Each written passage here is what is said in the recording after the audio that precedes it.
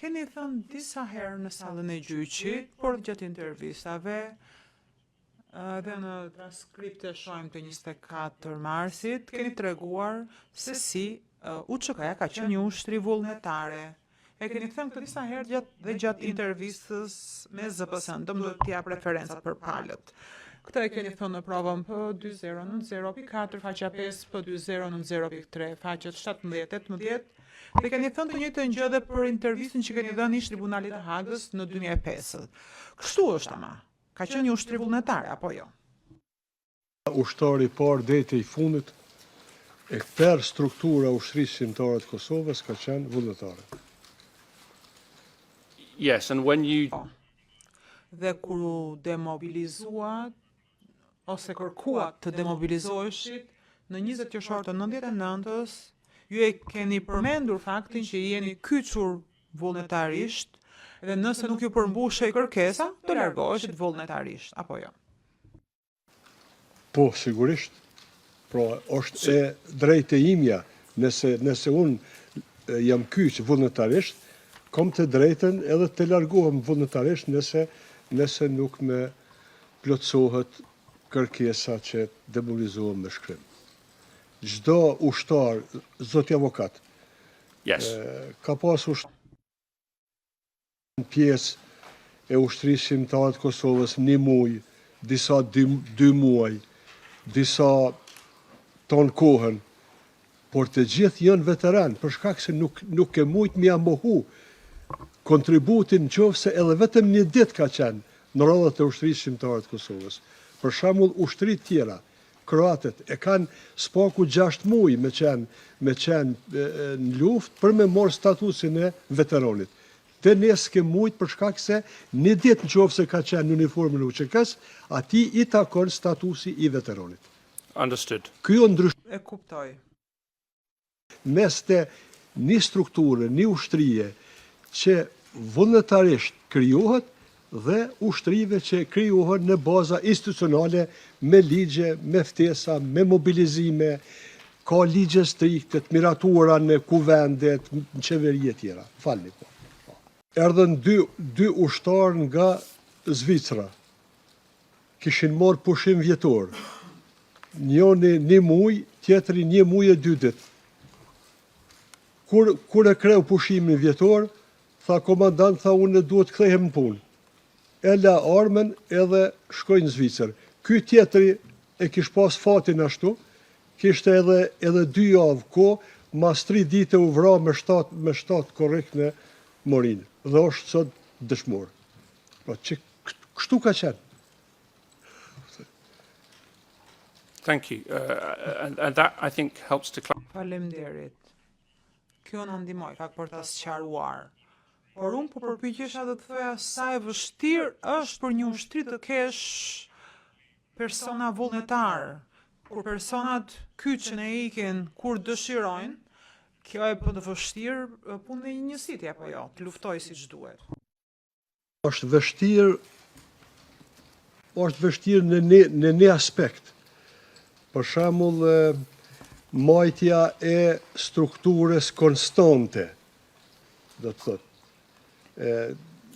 ushtria rregull që mbahet konstant, për shembull 1 vit, 2 vjet, dhe ai krijon përvojë. Ushtarët që vinë e shkojnë, e merr një përvojë, shkon, vjen tjetri për pa përvojë. Pra duhet edhe atë me fillu trajnimin prej fillimit. Problemi tjetër është edhe te respektimi ose te zbatimi i zinxhirit komandues, i komandës, i urdhnit. Për shembull, na nuk kemi mujt me thonë ushtarit të urdhnoj me shku këtu e këtu, por apo shkon. Edhe kush po shkon vullnetar në këtë pikë, ne kemi pas në pika të nxehta që i qunim ne, zgjedhshim vullnetar, pra nga vullnetarët vullnetar. Kush po shkon në atë pozicion që ishte shumë më rrezikshëm për shembull se të tjerat. Po e them prap, është vështirë me shpjegu në një proces gjyqësor, pra krejt problematikat me cilat ballafaqohet struktura komanduese në një ushtri vullnetare. Tani do të flas për drejtorinë operative.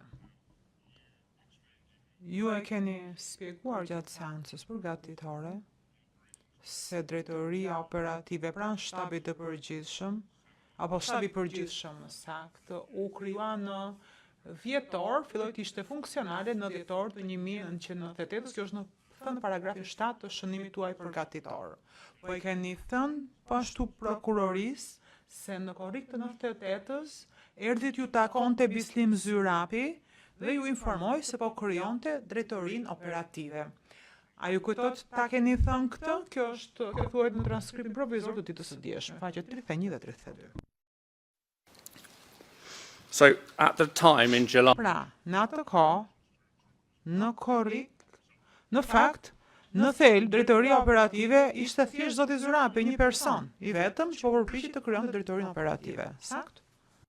Se fillimisht krijohet drejtoria operative për të mund me pas komplet pasqyrën në krejt territorin. Bislimi kishte dalë me vizitue të gjitha territoret dhe që mbaheshin në kontroll nga UÇK-ja, mu njoftu me të gjitha njësit, me kqyr kush ku është, në mënyrë që pastaj me pas një fotografi të qartë për krejt territorin, kapacitetet logjistike, kapacitetet njerëzore, strukturat në të gjithë territorin e Kosovës.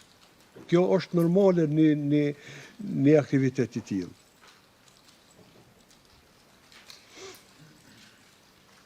and to your knowledge, Me sa keni ju djeni, për para këtij takimit në mes të korrikut të 98-s me zotin Zyrapi, s'ka pasur ndonjë drejtori operative funksionale apo jo? Jo, s'ka pas.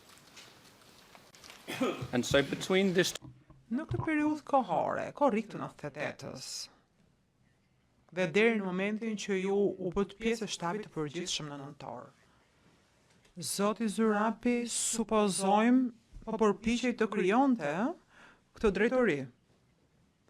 Po nuk ka qenë funksionale deri në nëntor dhjetor apo jo? A kam të drejtë? Nëse më lejoni edhe një shpjegim të shkurt.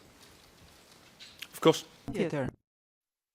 Të 17 korriku kur jam takue me Zyrapin. Në fakt, kur Zyrapi me ka vizitu mu në brigadën time në Junik, dhe jemi takue një fshat, se unë isha një si tjetër duke vizitu.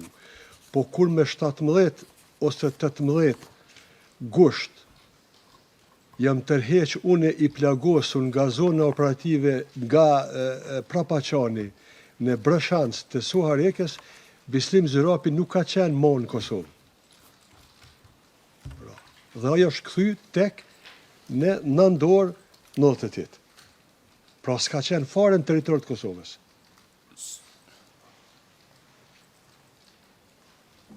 so the planning was big. Pra, planifikimi po bëhej gjatë nga zoti Zyrapi apo jo?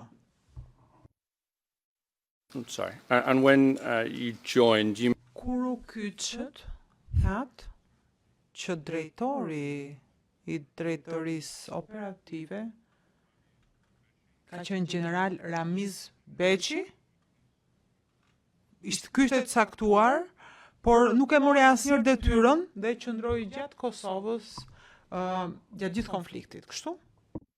Ashtu mu ka komuniku mun nga Bislim Zyrapi që shefi drejtorisë operative do të vjen një general shumë i njohur ka qenë nga lufta në Bosnë, Ramiz Beqi, me kujtohet, zoti avokat, që gjatë qëndrimit tim në drejtorinë operative të shtabit përgjithshëm, në telefonin e drejtorisë operative, 2 herë ka thirrë Ramiz Beqi dhe 2 herët kom qenë une afër telefonit dhe kemi bisedu. Mu ka prezentu si Ramiz Beqi dhe është njoftu, është interesu se çka po bëhet dhe na kem prit pra që ai do të vjen.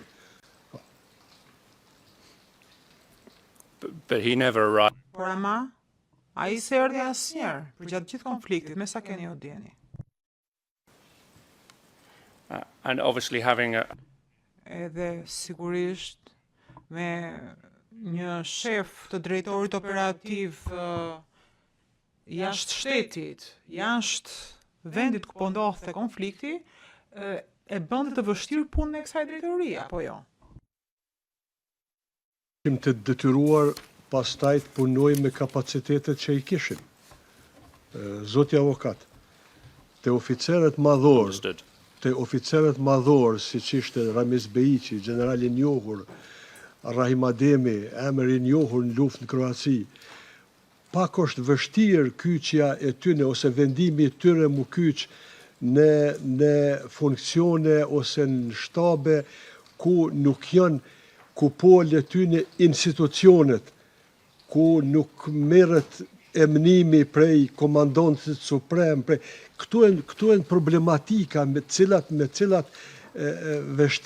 kanë vështirë vendimin, me marrë vendimin njerëzit apo personat me të kaluar aq të famshme për shembull në disa luftra dhe me grada aq të larta.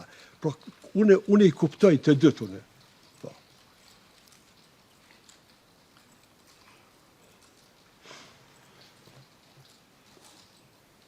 Yes, it was.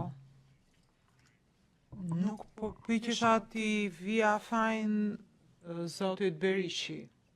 Po pasoja po thoja, fakti që shefi i drejtorisë operative nuk kishte fizikisht në Kosovë, e bënte të vështirë punën e asaj drejtorie, ja ndërlikonte punën, apo jo, duke mos qenë vetë kreu i drejtorisë.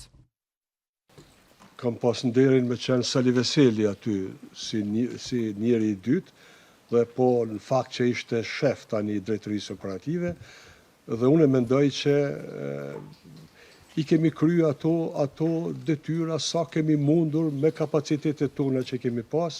Në shtabin e përgjithshëm, e thash edhe dje, kanë qenë 3 oficer, pra ka qenë Bisim Zirapi, shef i shtabit, Sali Veseli që tani e kryente, do të kryente ton kohën detyrën e shefit drejtorisë operative, edhe unë një oficer, por që unë kisha të kryer me akademinë për oficer të prapavis.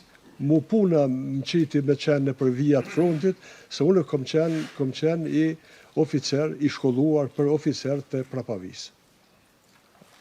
Pra, nuk ishte inspektor përgjithshëm përpara nëntorit apo dhjetorit të vitit 98. Kështu është, si me aq sa keni ndjeni. Ishte para dhjetorit 98. And when Kur këtë pozitë zuri zoti Selimi, besoj se keni thënë në seancë përgatitore, se kishte antarë të ndryshëm të shtabit përgjithshëm të cilët nuk kishin njohuri apo stërvitje ushtarake.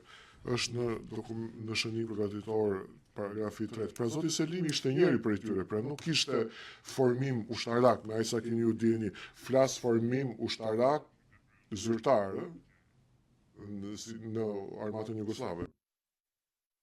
Nuk e dija e ka pas shërbimin ushtarak të kryer në ish armatën jugoslave, por zoti avokat në të gjitha ushtrit që janë në luftë, përvoja merret edhe me luftë. Edhe ngritja në pozita graduese merret edhe me luftë. Pra ne kemi edhe general të luftës, për shembull, nuk ka kry shkolla profesionale, por me luftë është bo general. Zoti Selimi ka qenë prej ditëve të para në ushtrinë shqiptare të Kosovës, edhe në bazë të përvojave që ky i ka arrit gjatë tonë veprimtarisë të tij, nga dita praktikisht nga ditë e para të themelimit të ushtrisë shqiptare të Kosovës, muj me thonë që zoti Selimi ka qenë një epror me një përvojë të respektueshme në strukturën e shtabit përgjithshëm.